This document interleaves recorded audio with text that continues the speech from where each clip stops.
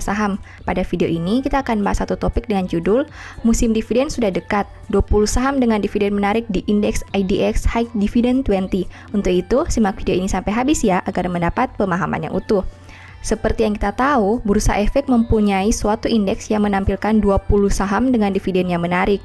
Indeks tersebut dilakukan evaluasi berkala untuk memastikan daftar saham yang tercantum di sana merupakan saham yang benar-benar masuk kualifikasi. Nah, di video ini saya ingin membahas 20 saham yang masuk di indeks IDX High Dividend 20 untuk periode Februari sampai Juli 2021. Saham apa saja kah itu? Mari kita simak pembahasan selengkapnya ya. Tapi seperti biasa, selalu saya ingatkan bahwa semua saham yang disebutkan bukan merupakan rekomendasi dan tidak ada jaminan kepastian profit jika Anda membelinya. Risiko selalu berada di tangan investor itu sendiri ya. Pertama, ADRO atau PT Adaro Energi. Saham ini membagi dividen sebanyak Rp109,48 pada tahun 2020 dengan menggunakan kurs Rp14.000. ADRO biasanya membagi dividen 2 kali setahun, yaitu pada awal dan pertengahan tahun. Adapun yield yang ditawarkan sekitar 8,91%. Kedua, ASI atau PT Astra International. Saham ini membagi dividen sebanyak Rp184 pada tahun 2020. ASI biasanya membagi dividen 2 kali setahun, yaitu pada pertengahan dan akhir tahun. Adapun yield yang ditawarkan sekitar 3,52%. Ketiga, BBCA atau PT Bank Sentral Asia. Saham ini membagi dividen sebanyak Rp553 pada tahun 2020. BBCA biasanya membagi dividen 2 kali setahun, yaitu pada awal dan akhir tahun. Adapun yield yang ditawarkan sekitar 1,59%. Keempat, BBNI atau PT Bank Negara Indonesia. Saham ini membagi dividen sebanyak Rp206,24 pada tahun 2020. BBNI biasanya membagi dividen 1 kali setahun, yaitu pada awal tahun. Adapun yield yang ditawarkan sekitar 3,24%.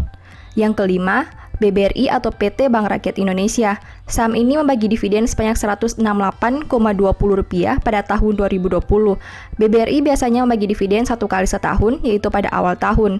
Adapun yield yang ditawarkan sekitar 3,56%. Keenam, BMRI atau PT Bank Mandiri. Saham ini membagi dividen sebanyak Rp353,34 pada tahun 2020. BMRI biasanya membagi dividen 1 kali setahun, yaitu pada awal tahun. Adapun yield yang ditawarkan sekitar 5,31%. 7. Cepin atau PT Charon Pokpan. Saham ini membagi dividen sebanyak Rp81 pada tahun 2020. Cepin biasanya membagi dividen 1 kali setahun, yaitu pada awal tahun. Adapun yield yang ditawarkan sekitar 1,36%. Kedelapan, Dimas atau PT Pura Delta Lestari. Saham ini membagi dividen sebanyak Rp46 pada tahun 2020. Dimas biasanya membagi dividen 2 kali setahun, yaitu pada awal dan akhir tahun. Adapun yield yang ditawarkan sekitar 17,95%. Kesembilan, HMSP atau PT HM Sampurna. Saham ini membagi dividen sebanyak Rp119,8 pada tahun 2020. HMSP biasanya membagi dividen 1 kali setahun, yaitu pada pertengahan tahun. Adapun yield yang ditawarkan sekitar 8,53%. Ke-10, INDF atau PT Indofood. Saham ini membagi dividen sebanyak Rp278 pada tahun 2020. INDF biasanya membagi dividen 1 kali setahun, yaitu pada akhir tahun. Adapun yield yang ditawarkan sekitar 4,48%. Ke-11, INTP atau PT Indosemen Tunggal Prakarsa. Saham ini membagi dividen sebanyak Rp725 pada tahun 2020. INTP biasanya membagi dividen 2 kali setahun, yaitu pada pertengahan dan akhir tahun. Adapun yield yang ditawarkan sekitar 3,57%. Ke-12, ITMG atau PT Indo Tambang Raya Megah. Saham ini membagi dividen sebanyak Rp877 pada tahun 2020. ITMG biasanya membagi dividen 2 kali setahun, yaitu pada pertengahan dan akhir tahun. Adapun yield yang ditawarkan sekitar 9,98%. Ke-13, KLBF atau PT Kalbe Farma. Saham ini membagi dividen sebanyak Rp26 pada tahun 2020. KLBF biasanya membagi dividen 2 kali setahun, yaitu pada pertengahan dan akhir tahun. Adapun yield yang ditawarkan sekitar 1,27%. Ke-14, Pegas atau PT Perusahaan Gas Negara. Saham ini membagi dividen sebanyak Rp41,56 pada tahun 2020. Pegas biasanya membagi dividen 1 kali setahun, yaitu pada pertengahan tahun. Adapun yield yang ditawarkan sekitar 2,77%.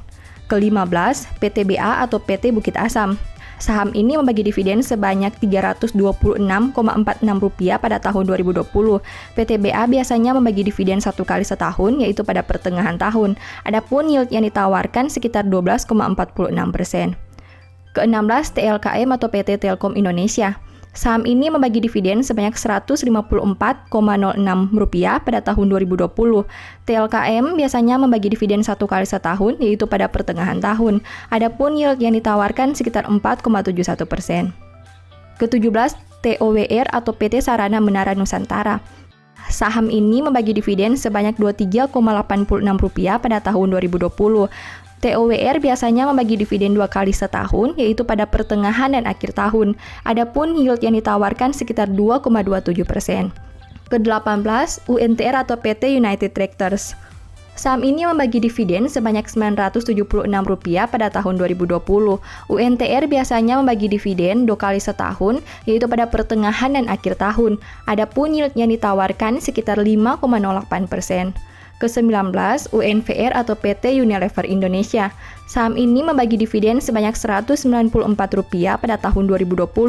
UNVR biasanya membagi dividen 2 kali setahun, yaitu pada pertengahan dan akhir tahun.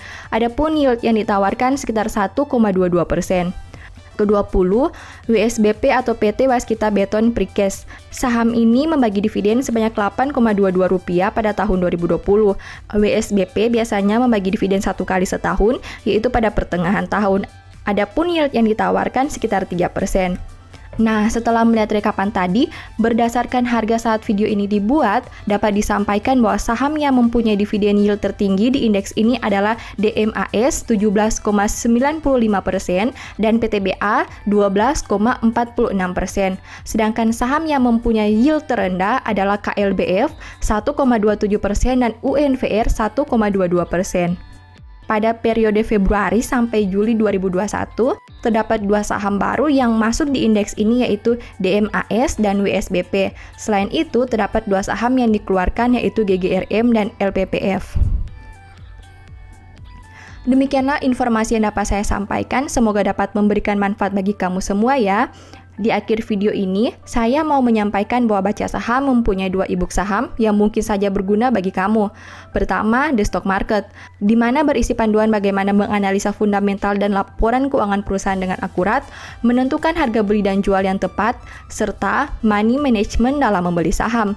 Kedua, Analyze Report, di mana merupakan e-book 3 bulanan yang ditulis berdasarkan laporan keuangan perusahaan yang terupdate, memuat berbagai informasi mendetail mengenai fundamental dan kinerja perusahaan, baik itu informasi umum, anak usaha, manajemen, sekilas perusahaan, beda laporan keuangan, analisa neraca dan laba rugi, dan sampai menentukan harga beli dan jual yang ideal. Singkatnya, stock market merupakan cara bagaimana menganalisa dan analyze report merupakan hasil analisa yang sudah Mimin lakukan. Apabila ingin melakukan pembelian, silakan DM saja di Instagram @bacasaham ya. Sebagai penutup, saya mau mengutip satu statement yang semoga bisa menjadi semangat bagi teman-teman. Hai pemalas, pergilah kepada semut, perhatikanlah lakunya dan jadilah bijak. Thank you.